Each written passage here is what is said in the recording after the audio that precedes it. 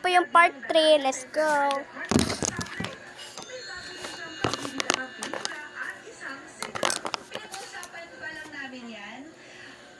Surprise yun.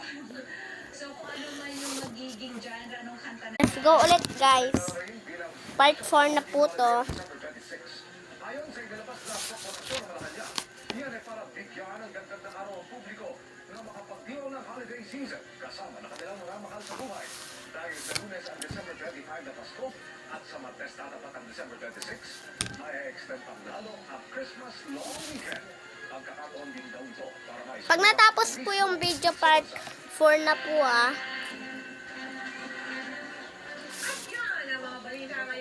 Ay, thank you po pala sa panonood sa aking video. Shoutout po kay Vinis. Okay po, may video din po siya. Pa-shoutout po. Thank you po.